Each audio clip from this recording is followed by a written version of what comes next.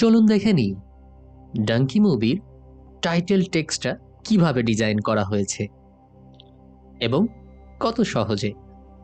চলুন তাহলে শুরু করা যাক। প্রথমেই আমরা এসেছি ইলাস্ট্রেটর সফটওয়্যারে। এখান থেকে আমরা নির্বাচন করে নিব টি টুল অর্থাৎ টাইপ টুলকে।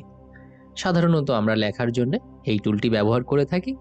এবার আমরা একটু ফন্টের সাইজটাকে বাড়িয়ে নিচ্ছি। দেখুন, এবার আমরা আমাদের টেক্সটটাকে লিখে নিচ্ছি ডঙ্কি এবং এটিকে একটু বড় করে নিচ্ছি। আপনারা পূর্বে থেকেই এগুলি জানেন।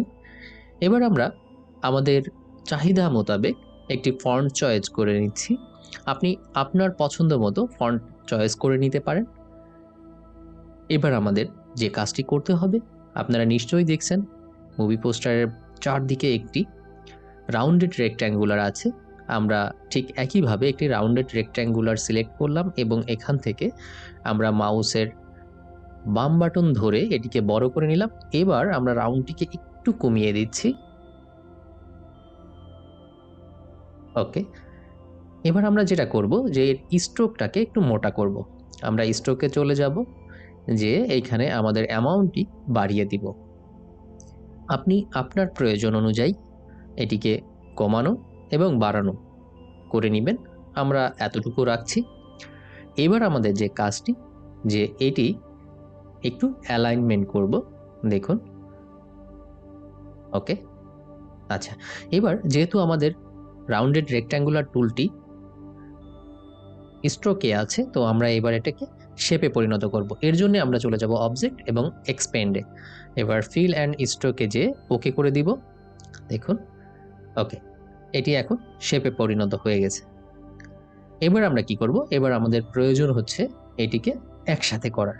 তার জন্য আমরা উইন্ডোতে যাব, চলে যাব আমরা পাথফাইন্ডারে যেয়ে আমরা ইউনিটিতে ক্লিক করব।